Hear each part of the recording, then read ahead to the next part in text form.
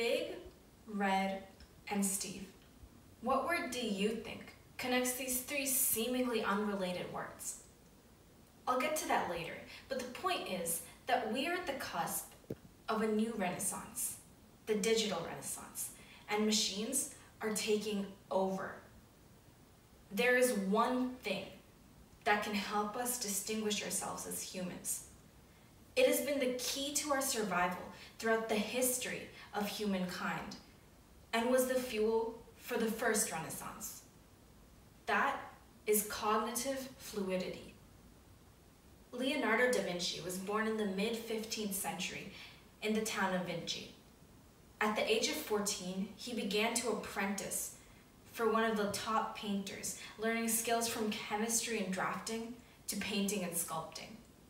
Throughout his life, he produced spectacular works such as the Mona Lisa and the Last Supper, and to this day, he is regarded as one of the epitomes of creativity.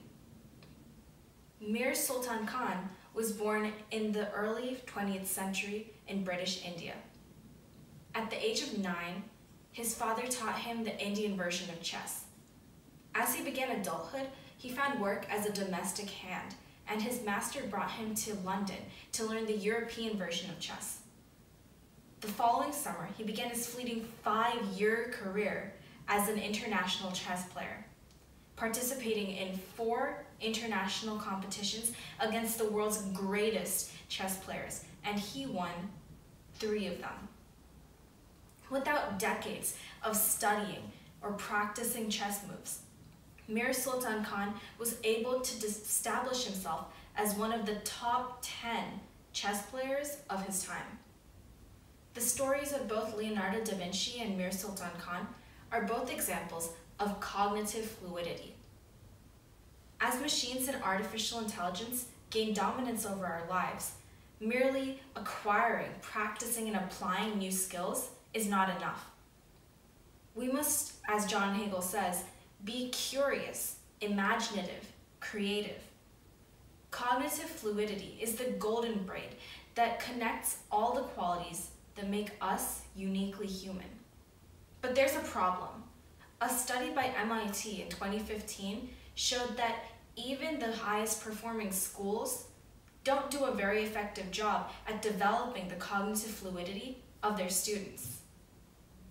The formal education system is important. We need knowledge. As Isaac Newton said, we're standing on the shoulders of giants, but evidently it's not enough. We need a system that can stand alongside the formal education system, a system that can develop our cognitive fluidity, a system that helps us distinguish ourselves as humans. We need Creative Adaptive Lucid Mind, CALM. CALM has 2 aspects. The first is developing cognitive fluidity, and the second is exercising it. While there are a number of ways to develop a creative adaptive lucid mind, CALM provides 3 research-backed tools. Remember the 3 words I brought up at earlier? Big, Red, and Steve? That's a triad. Triads are 3 seemingly unrelated words that are connected by one word. For instance, the solution to the triad Big, Red, and Steve is apple. Triads have been proven by the latest research to improve creativity.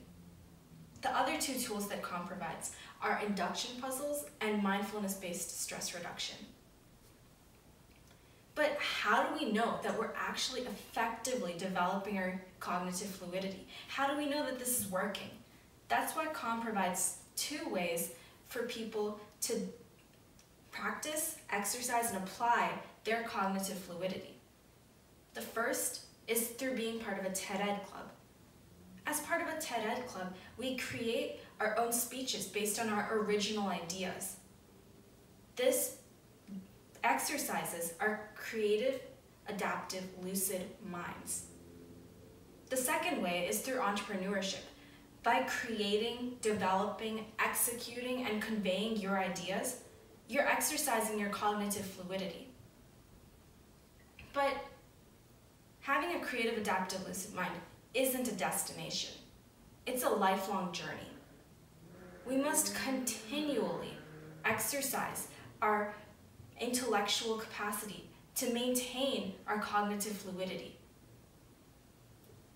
As we enter the AI-first future, we must focus on developing the skills that make us uniquely human, rather than acquiring and practicing a mass amount of new skills.